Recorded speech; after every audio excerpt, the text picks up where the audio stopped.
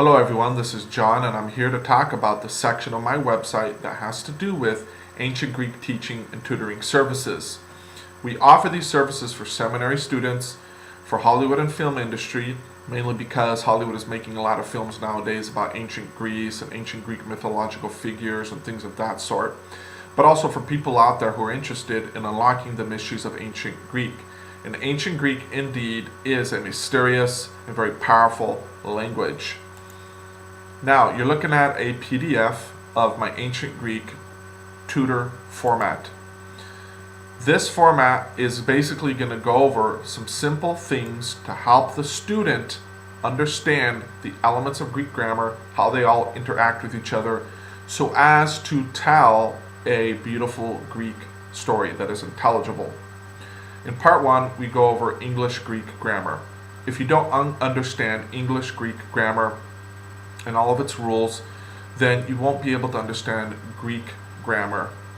Now, if you don't understand, for example, what a noun is, an adjective is, an adverb is, etc., then you'll have difficulty understanding these in ancient Greek, because all of these grammatical elements that I'm mentioning are very important and they interact and they are very vivid in the mind and in the imagination of the Greek speaker.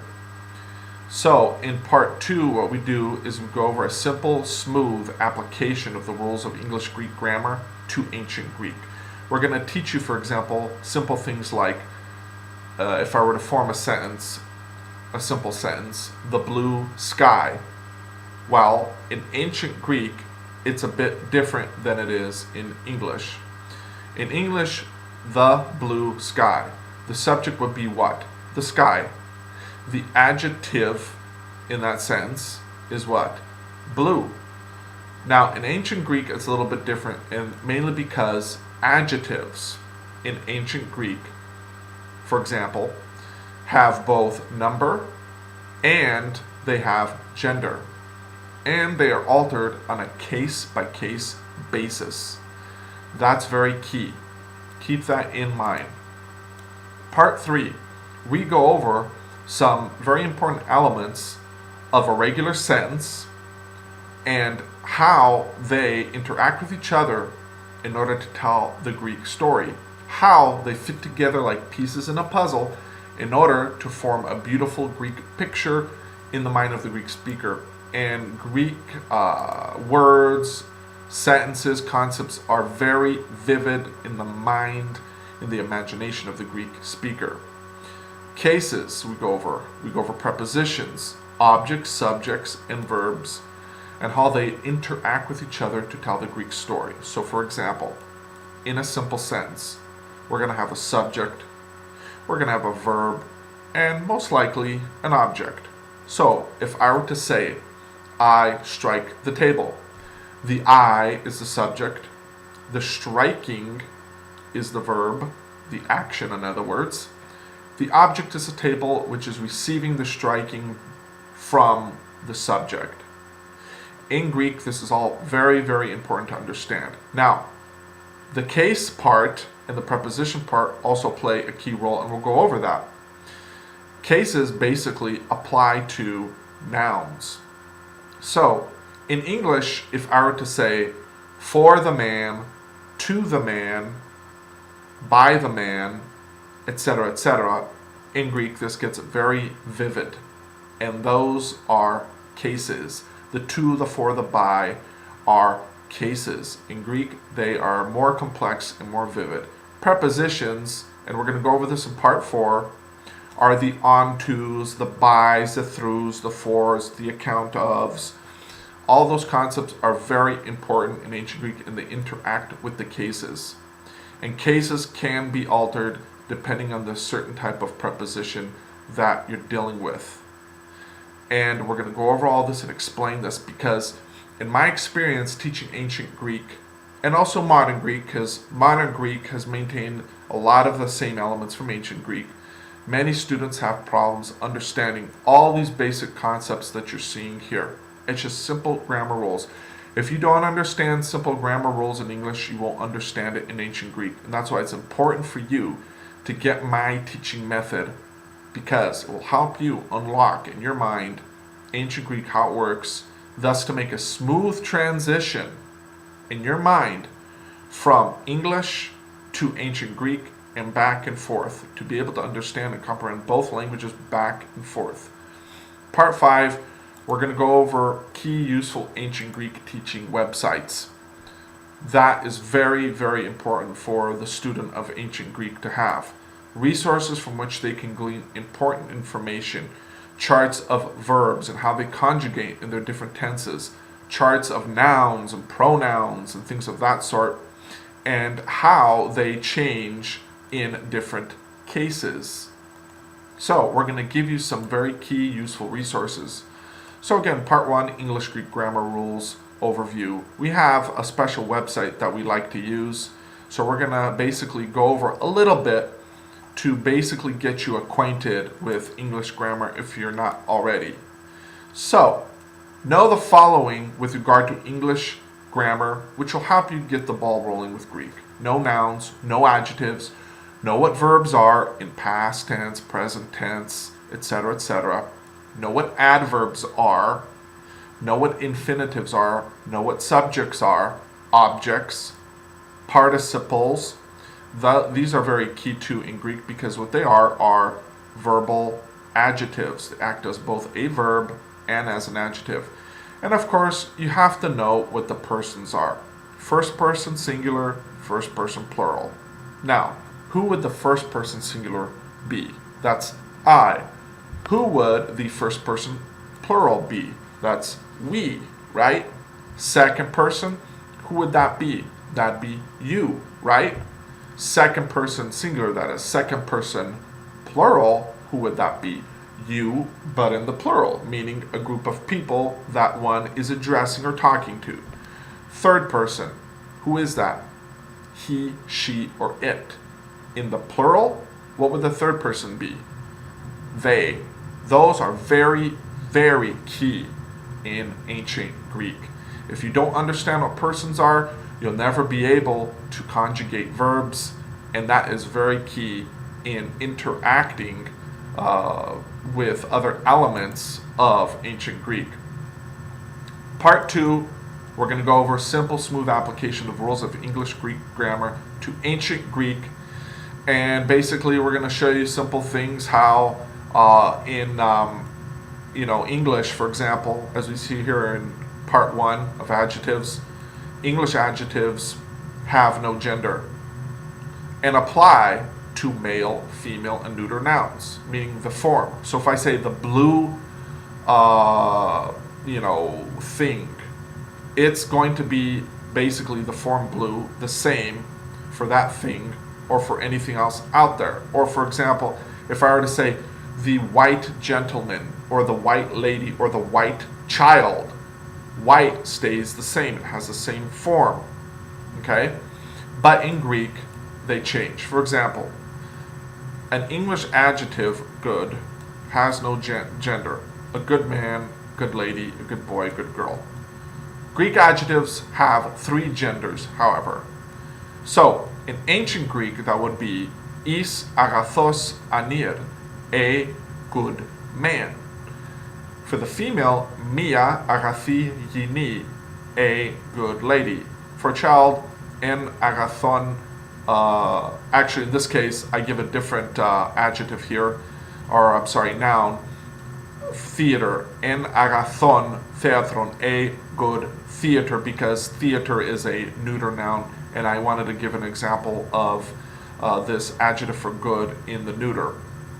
So, what we have here is one adjective in Greek for good, agathos, which in the female and in the neuter changes. You need to understand how this works here in ancient Greek, and here we go over this. The endings are different for the male, for the female, and for the neuter. Now, we also are going to go over how this all works together in a simple sentence, let's say from the Bible, and how they change in a case-by-case basis. So we see here adjectives that are in bold in a Greek text. Notice that the endings are all different. That's because they're in different cases. And that is very, very key to understanding ancient Greek. So I'm going to scroll down here and show you a few things here. I'm giving you a nice little quick demonstration of how a subject, an object, and a verb work together in a sense, in a simple sense. Greek in action. So the train here is the subject. It's doing an action. What is it doing? It's striking the object. What is the object? This car here, right? Now, the reason why I chose this vivid example, because this vividness is the same that you're going to get when thinking in ancient Greek. So, in ancient Greek, let's think now, for example, that this train, okay, is doing the striking.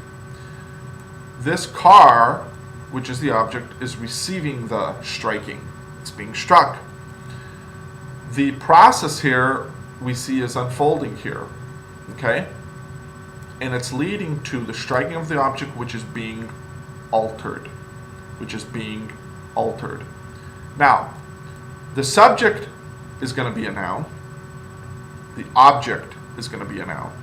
But understand their roles. The subject does the doing, in this case the striking. The object does what? The receiving of the action. It takes the hit, so to speak. And it is literally, just like this car here, altered in ancient Greek. And that depends, okay, on the case situation. When a subject in Greek does something to an object, that object will be altered, and it will be altered into another case, or a certain type of case, whether it's the accusative case, the genitive, the dative, etc.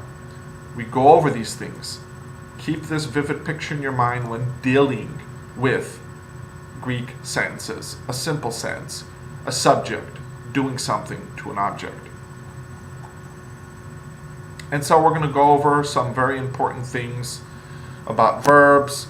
Here, cases, prepositions, objects, and of course subjects and verbs, and how they all interact with each other to tell the Greek story. So we're going to teach you how to eat the elephant one bite at a time, to piece the puzzle together one piece at a time. And so basically we're going to go over step by step how all these elements work in a Greek sense. We're going to give you scriptural examples of how that all works, and some other very understandable examples that will enliven the imagination of the Greek student so as to better understand ancient Greek. And the key here is imagination. Your imagination needs to be enlivened. I have a simple 6-formula process that will take all those elements we mentioned in part 3, okay, in the beginning, and basically teach you how to solve a Greek sentence, like solving a mathematical formula. So, for example, Formula 1 will teach you that a subject plus a verb equals a full subject in action with both a Greek subject, one is doing the action, and a verb, the action itself. For example, in Greek I say εγώ υπάρχω. What does that mean? Εγώ is the I subject. The υπάρχω, which means go, is the verb. Boom. Right away, you just formed a very simple sentence. I go. Then we get a little bit more complex with a little bit more Greek grammatical elements to have a more fuller and intelligible sentence. So, for example, in Formula 2, we now have a verb plus an object plus a subject. So that equals a simple, complete Greek sentence that now, of course, has an object, which is like the train example I just gave you. Now, in this situation, we have an example from Scripture. Λέγει αυτό Thomas, which equals, basically, he says, which is the λέγει part, which is again the action. It is a verb. It is doing the saying. Plus, to him, which is here, αυτό, αυτό, and this now is in the dative case. This is a noun, αυτός, which has now been altered to αυτό. It's in the dative case. Nouns change in different cases, and we're going to go over that. Plus Thomas, the subject. So, what we have here is a simple Greek sentence with a verb, object, subject. Now, the way you see how the formula unfolds here is exactly the way the Greek syntax will work. And it doesn't always line up with the English. In other words, the word order sometimes is different than English. So, as you see my formulas here, okay, they will help you form a Greek sentence, but also understand that as you see all these elements here within the formula, this is exactly how they correspond to an actual Greek sentence. This is their syntax, their order, their word order formation. So, for example, here I say, word for word translation, he says to him, Thomas. Now, what would that be in English? Thomas says to him. I put it here. Thomas says to him. See that? The only difference between this, okay, and English is that the subject, Thomas, is at the end of the sentence, in this case, and not at the beginning. That's all. We go over other formulas that basically get just a little bit more complex because there are other elements in grammar that are important in order to form fuller sentences, fuller, more detailed concepts. In Formula 3, we now have, just like in Formula 2, a verb, an object and a subject, but somewhere in there we insert a preposition. So we're going to go over that too. And this is my own personalized formula. I make reference to top universities around the world and their Greek programs, and I use a lot of their material, so you get a lot more fuller understanding from a lot of different Greek programs that are out there. I explain everything in full depth, and this is very simple. I'm not going to teach you everything about ancient Greek. I'm just teaching you here secrets in order to unlock ancient Greek so that the Greek student can be on a speedy path toward learning ancient Greek within, let's say, a 9-week quarter or within a 3-month semester. And these methods will basically enable the student to pass their exam with more effectiveness. So in part 4, prepositions in depth, and real quick, what we're going to show you here is this. We will cover more extensively prepositions because students have a lot of issues with these. They have various meanings in ancient Greek. For example, epi, epsilon pi iota, means onto, on top of, over, during, and more. And it changes with various different cases. And again, the cases would be the dative, the accusative, the genitive, and things like that. And also be, okay, prepositions alter objects, which is what we went over in part 3. Proper prepositions are called as such because they also form compounds in of Greek verbs. For example, focus here. Here what we have is adi, which means instead of or against, plus the word Christos, which forms the word adi Christos. Okay? So what this is basically a compound word. We took a preposition adi, we tacked it onto the word Christos, okay, which means Christ. And now what we have is adi Christos, meaning anti-Christ. So those things are important to understand because prepositions, my point is, can be tacked in front of nouns to form a compound noun. And we have the same situation in English. In English, it's anti-Christ. Okay, a preposition was tacked on to Christ. That all comes from Greek. Now, what we're focusing on here, though, is prepositions functioning in relations to nouns. And how, for example, in this case, adaftu, which equals instead of him, what we have is the preposition and how it impacts the noun that is associated with. Now, this isn't the case where we have a compound where the preposition sticks onto a noun to make a more descriptive term or characterization.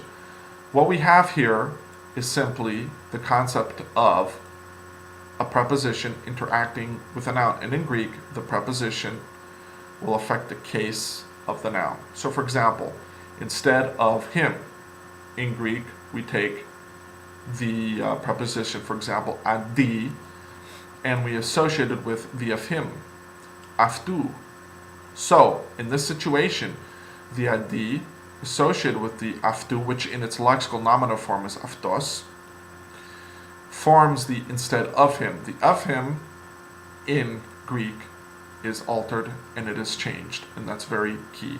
Here you see it now in the genitive, whereas before in its nominative or lexical form, it is aftos with a different type of an ending. So we're going to go over this in depth, and we're going to show you how they all work.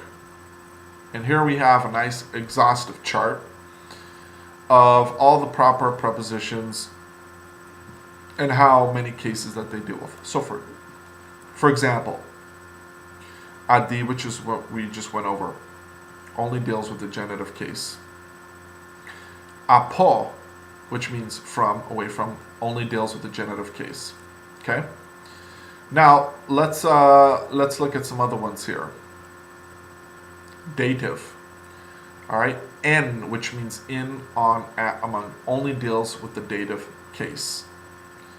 So, there are some prepositions, however, that have two cases. They can go to two cases. They can be used with two cases. For example, here we have via. Well, it deals with both the genitive and the accusative case. For example, viasphalias, safely. There it's dealing, okay, with the genitive case, with the object that it's associated with. Also, via deals with the accusative case. And accusative means on account of. So if I were to say, for example, viafton, that would be an example, meaning for him. That would be an example of via with the accusative. Now, there are some prepositions out there that deal with all three cases. Here is our first one that we went over earlier, epi.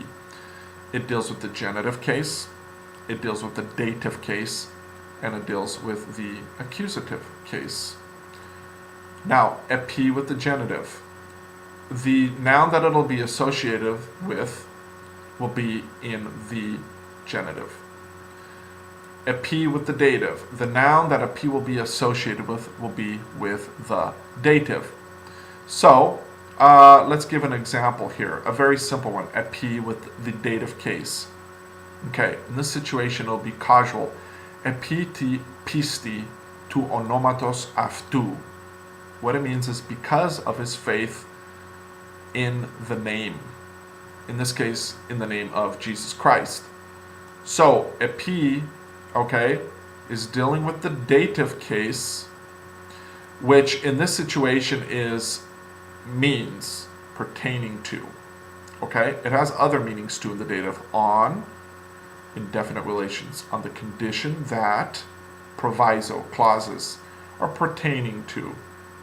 So, it also means personal, under the power of. So, in this type of situation, epi with the dative is shown here. Here's a p, here's the dative, ti pisti. This noun here, which is pistis in its nominative lexical form, e pistis, the faith. In this type of situation, if it's going to express the concept of because of or pertaining to, in this situation, its lexical form needs to be changed. It needs to be changed to the from the nominative to the dative case. So e pistis in this case will become now t pisti to convey the because of concept. That's very key to understanding. Epi here also deals with the accusative case. So here, the simple definitions: on to, over, against. So it gives quantity and measure examples. For example, if I were to say in ancient Greek, epimikron, a little. What you have is epi with the accusative, which is expressed here, in the word mikron, which in its nominative lexical form, which would be the same, it remains the same. But here it's in the accusative case, due to the fact that it's associated with epi, which means a little. Literally, it would mean for a little. So, there are other prepositions out there that basically have three cases: para, peri, pros. There are some prepositions that basically have just a couple, or maybe just one. Those are very important to understanding in ancient Greek, and this is what students struggle with a lot, and that's why I go over them. And we give simple examples of here how they work. For example, epi with the genitive, all right, means basically over. Now we see an example of that with a man over a lion. See that? Epi tu leondos. He's over the lion. See that? Or you can say upon. Now, we give another example here, kata, which means down to, down upon. Okay, kata is using the genitive here also, and in this situation it means down from the lion. And we give other examples here that help the Greek student understand how prepositions work with their respective cases. Now, again, notice here the second word here, okay, which in this case is leon, lion. Leon is its nominative form. Every time you see, okay, the usage of this word leon, the lion, you see how in every example of its use with these various prepositions, its ending is changing. That's because it's in a certain case. The case here is described with this action that you're seeing. Let's take, for example, this simple one here. Is ton leonda. Is ton leonda. That means into the lion. So if it's going to be into, we need to use the preposition is. And then that will be associated, of course, with an object which will be in the accusative. In this case, okay, lion is in the accusative. So we go from leon to leonda. And it means into the lion. So, etc., etc. We give other examples how basically they work. And these are all basically pictorial examples that I take from universities from around the world. This one is from the University of North Carolina, Greensboro. Here we have here from a certain academic source here, galaxy.com. And we show how the mouse interacting with the cheese in many different ways describes how all the prepositions in Greek work. And then, of course, we have more of a geometrical type of a situation. For example, peri. We have the preposition peri. Peri means around. Around. We're giving you the simple function of prepositions here, and basically how they are visually represented in the mind. Around. See, we have pros, which means to or towards something. We have another thing, apo, which means distance away from something. We have ek, which also means like apo, distance away from something, but more specifically out of something and then away from something. So don't worry, we'll go over all of this, and it will be a lot more easier to understand as we go along. Part 5, I'm going to give you a bunch of useful websites. One of them for immediate help to conjugating verbs in a Greek text, biblical text, because this is a biblical website, BibleHub.com is that website, or for switching nouns to their various different cases. This website here will help you do all of that.